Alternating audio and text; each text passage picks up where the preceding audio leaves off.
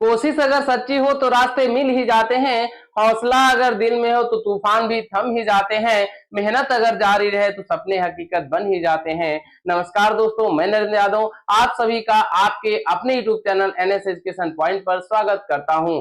आज हम सभी इस वीडियो में प्रमुख वैज्ञानिक चीफ साइंटिस्ट का पार्ट 2 देखेंगे, जिसमें हम सभी शेष बचे हुए साइंटिस्ट के विषय में पढ़ेंगे। साइंटिस्ट है Robert Hooke.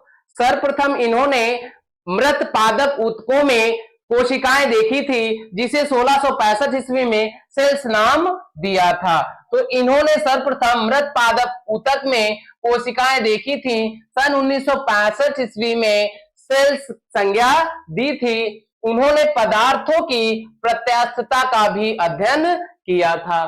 Second, Ernest Rutherford, ये स्कॉटलैंड के वैज्ञानिक थे। इन्होंने 1911 ईस्वी में परमाणु के नाभिक की खोज की थी। तो 1911 ईस्वी में परमाणु के नाभिक की खोज किसने की थी? अर्नेस्ट रदरफोर्ड ने की थी।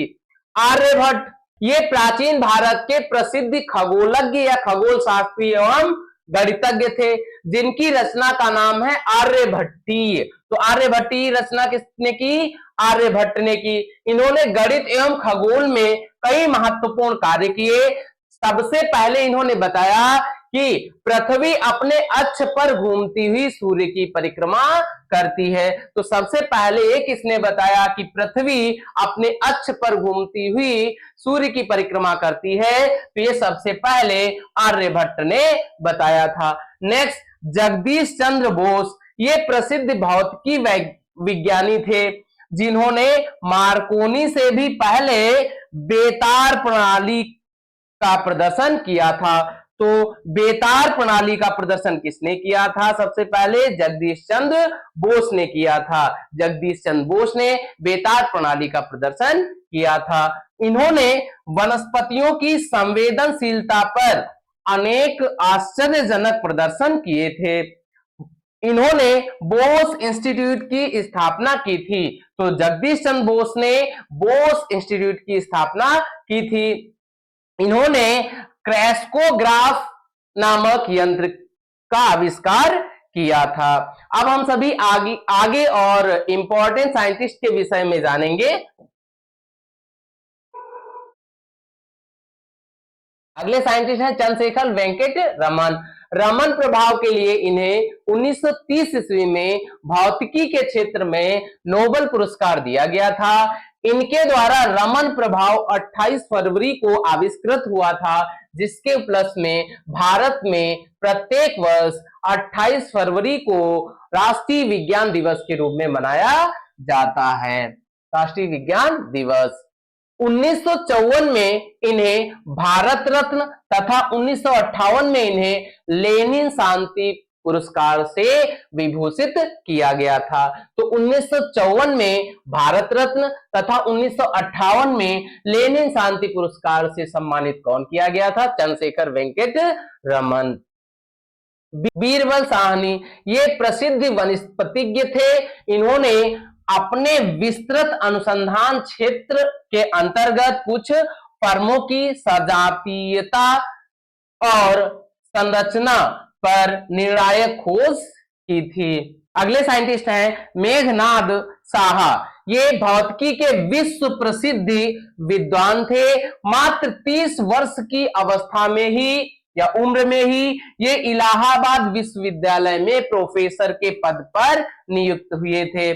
तापीय आयनन सिद्धांत एवं थर्मोडायनेमिक्स में इनके महत्वपूर्ण अनुसंधान है।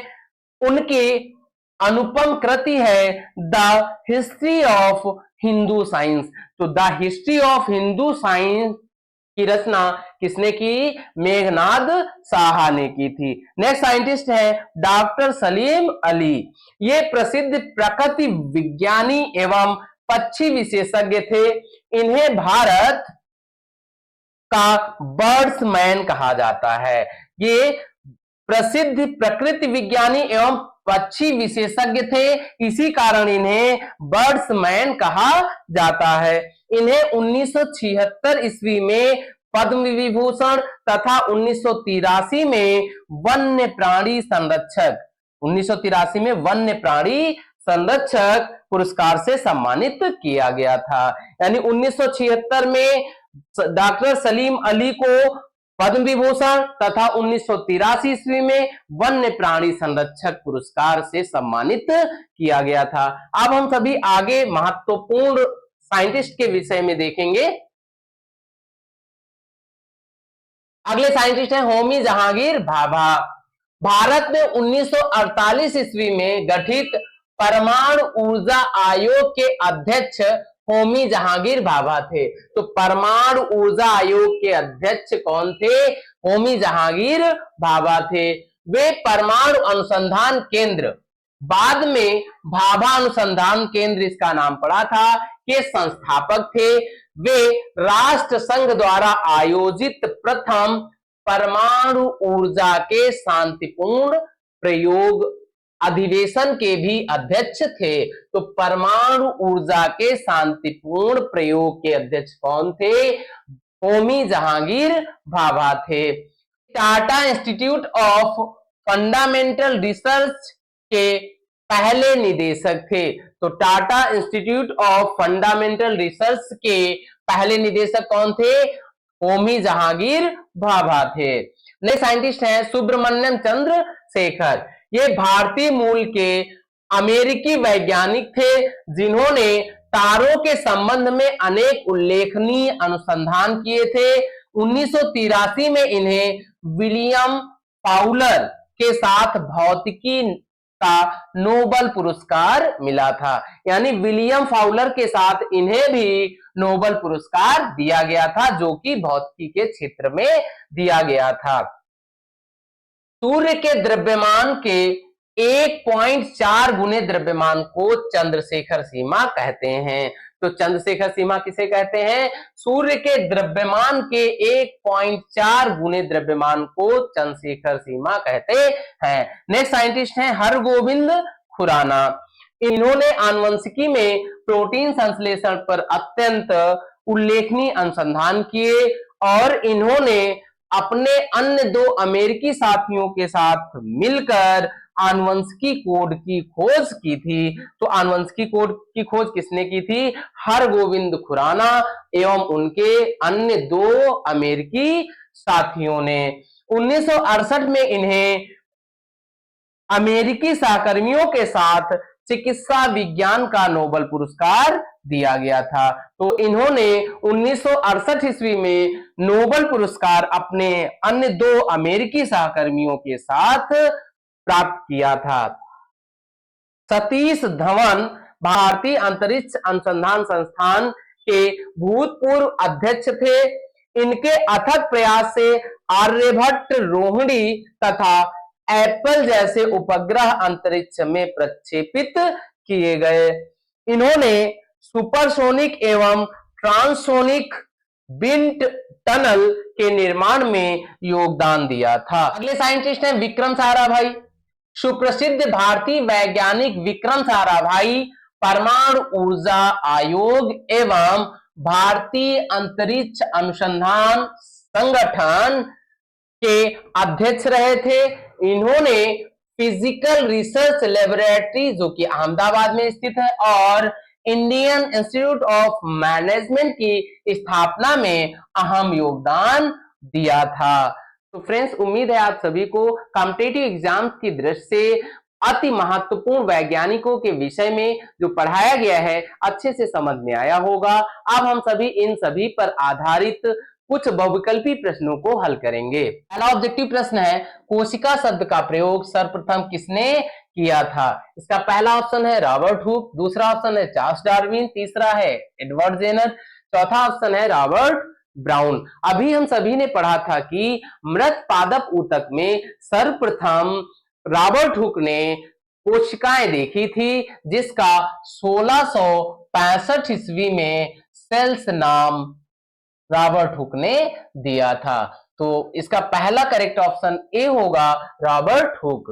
चंद्रशेखर वेंकट रमन को नोबेल पुरस्कार कब मिला था? पहला ऑप्शन है 1933, दूसरा ऑप्शन है बी 1930, तीसरा ऑप्शन है सी 1830, चौथा ऑप्शन है डी 1998। तो 1930 ईस्वी में चंद्रशेखर वेंकट रमन को नोबेल पुरस्कार मिला था। अगला और तीसरा ऑब्जेक्टिव प्रश्न है, परमाणु के नाभिक की खोज किसने की थी? परमाणु के नाभिक की खोज किसने की थी? इसका ए ऑप्शन है रदरफोर्ड, बी ऑप्शन है आइंस्टीन, सी ऑप्शन है डाल्टन और डी ऑप्शन है चैडविक। तो इसका करेक्ट ऑप्शन होगा रदरफोर्ड। आइंस्टीन ने सापेक्षिकता के सिद्धांत E is equal to MC square दिया था, E is equal to MC square दिया था। चैडविक ने न्यूट्रॉन की खोज की थी, न्यूट्रॉन। अगला हम सभी अगला बहुविकल्पी प्रश्न देखेंगे। अगला और चौथा बहुविकल्पी प्रश्न है, 1948 में गठित परमाणु ऊर्जा आयोग के अध्यक्ष कौन थे? पहला ऑप्शन है चंद्रशेखर, दूसरा ऑप्शन है सीवी रमन, सी ऑप्शन है होमी जहांगीर भाभा, डी ऑप्शन है हरगोविंद खुराना। तो 1948 ईस्वी में गठित परमाणु ऊर्जा आयोग के अध्यक्ष कौन थे? होमी जहांगीर भाभा। अभी हम सभी पहले इससे पढ़ चुके हैं। अगला और पांचवा बहुविकल्पी प्रश्न है, राष्ट्रीय विज्ञान दिवस कब मनाया जाता है? पहला ऑप्शन ए है 20 फरवरी, बी ऑप्शन है 28 जनवरी, सी ऑप्शन है 31 मार्च, डी ऑप्शन है 28 फरवरी। अगला और छठा बहुविकल्पी प्रश्न है, आनुवंशिकी कोड की खोज की थी, यानी आनुवंशिकी कोड की खोज किसने की थी? ए ऑप्शन है हरगोविंद खुराना, नीरेनबर्ग एवं मेथाई ने, बी ऑप्शन है विल्किन ने, सी ऑप्शन है कोरेनबर्ग ने और डी ऑप्शन है वजीलार ने। तो अभी हम सभी ने पढ़ा था कि हरगोविंद खुराना ने 1948 ईस्वी में आनुवंशिकी कोड की खोज की थी, जिसमें मैंने आप सभी को बताया था कि इनके अन्य दो अमेरिकी सहयोगी थे जिन्हें इन्हें भी नोबेल पुरस्कार मिला था उन्हीं के साथ में। तो वो सहयोगी थे नीरेनबर्ग एवं मेथाई। अब हम सभी आगे और इसका लास्ट सातवां बहुविकल्पी प्रश्न देखेंगे। इसका अगला और लास्ट सातवां बहुविकल्पी प्रश्न है, the history of Hindu science किसकी अनुपम कृति है? इसका पहला ए ऑप्शन है बीरबल साहनी, बी ऑप्शन है सलीम अली, सी ऑप्शन है सतीश धवन, डी ऑप्शन है मेघनाद साहा। अभी हम इससे पहले पढ़ चुके हैं कि मेघनाद साहा की अनुपम कृति का नाम the history of Hindu science है। सो फ्रेंड्स, यदि आपको वीडियो अच्छा लगा है तो इस वीडियो को लाइक करिए। यदि आप इस चैनल पर नए हैं तो ऐसे ही वीडियोस पाने के लिए इस चैनल को सब्सक्राइब करिए। धन्यवाद।